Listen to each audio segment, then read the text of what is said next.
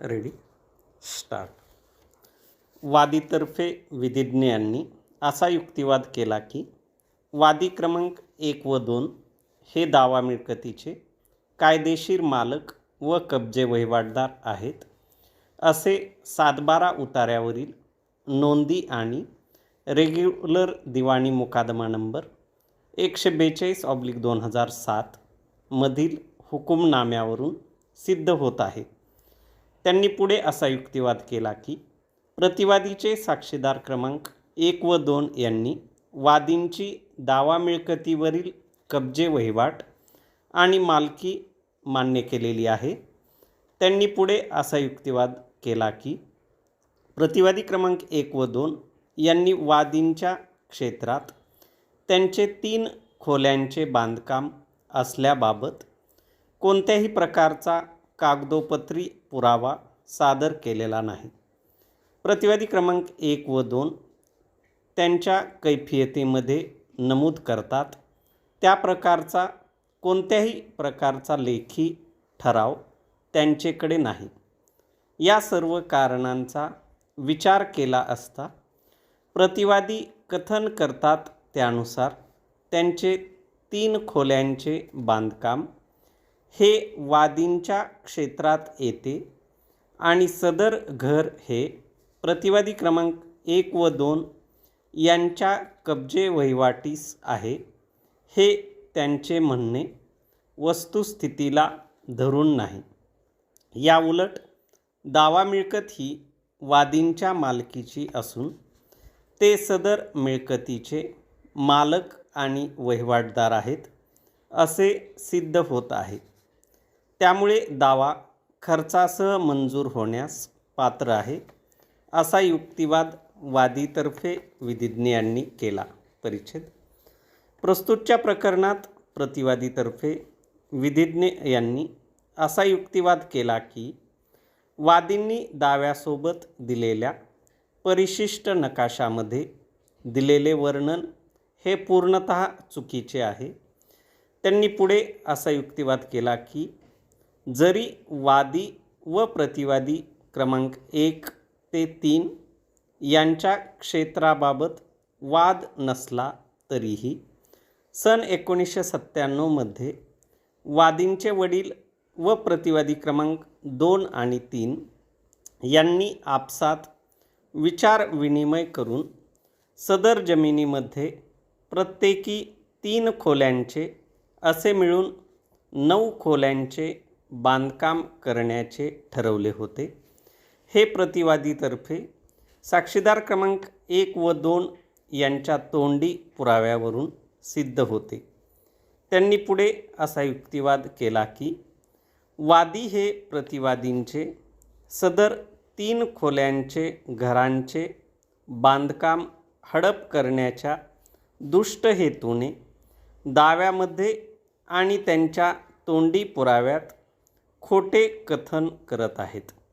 त्यांनी पुढे असा युक्तिवाद केला की सदरची जागा ही अकृषक झालेली नसल्यामुळे नगर परिषदेने सदर मिळकतीची कर आकारणी पत्रकास नोंद घेतलेली नाही. या बाबींचा गैरफायदा घेण्याच्या हेतूने खोटा दावा करून खोटा पुरावा देत आहेत. सबब वादींचा दावा नामंजूर होण्यास पात्र आहे, असा युक्तिवाद प्रतिवादीतर्फे विधिज्ञ यांनी केला. परिच्छेद.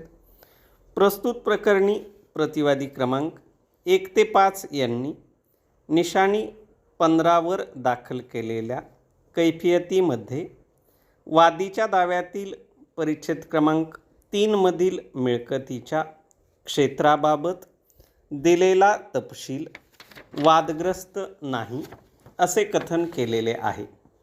त्याचप्रमाणे प्रतिवादी क्रमांक 1 याने त्याच्या उलट तपासात जमीन सर्वे क्रमांक 4 मध्ये वादी क्रमांक 1 व 2 यांचे वडील भगवान यांना 49 आर क्षेत्र आहे आणि सदर क्षेत्राला वादी क्रमांक 1 याच्या नावे 25 गुंठे व वादी क्रमांक 2 याच्या नावे 24 गुंठे अशी नोंद झालेली आहे, हे त्याने मान्य केले आहे.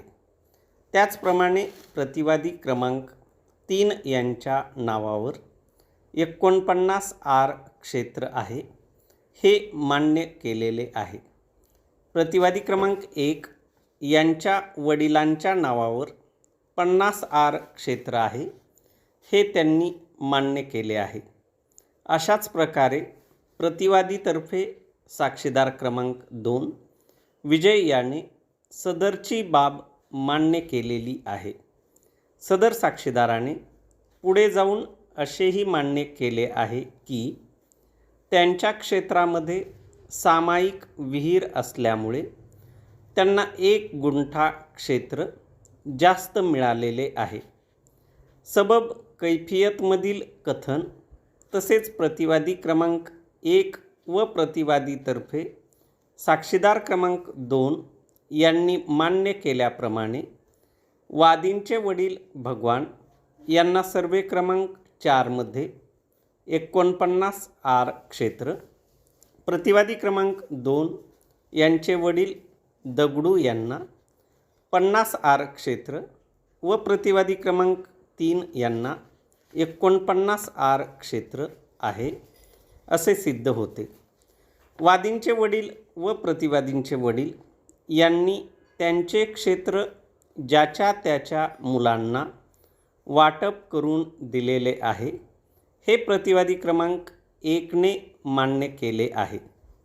त्यामुळे वादी क्रमांक 1 यास 25 आर, वादी क्रमांक 2 यास 24 आर, प्रतिवादी क्रमांक 1 यास 13 आर, त्याचा भाऊ विजय यास 12 आर व विष्णू यास 25 आर क्षेत्र मिळाल्याचे सिद्ध होते.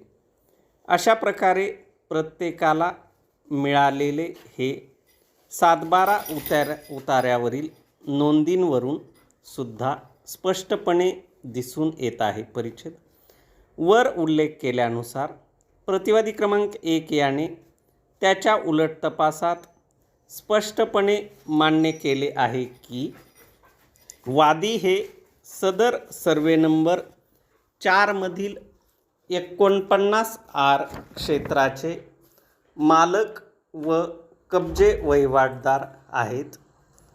प्रतिवादीतर्फे साक्षीदार क्रमांक 2 यांनीही सदरची बाब मान्य केलेली आहे आणि एकमेकांच्या क्षेत्राशी परस्परांचा काहीही संबंध नाही असे सांगितलेले आहे.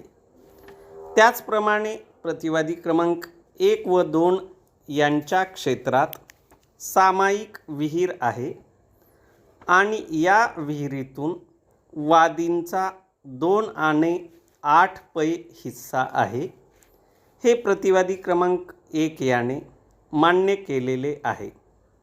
सबब प्रतिवादी क्रमांक 1 आणि प्रतिवादीतर्फे साक्षीदार क्रमांक 2 यांच्या उलट तपासातील कबुली आणि रेग्युलर दिवाणी मुकादमा नंबर 40/2000 मधील हुकुमनामा तसेच चालू 7/12 उतार्यावरील नोंदी याचा विचार केला असता वादी हे दावा मिळकतीचे मालक व कब्जे वहिवाटदार आहेत हे सिद्ध होते. सबब मी मुद्दा क्रमांक 1 व 2 चे उत्तर होकारार्थी नोंदवत आहे.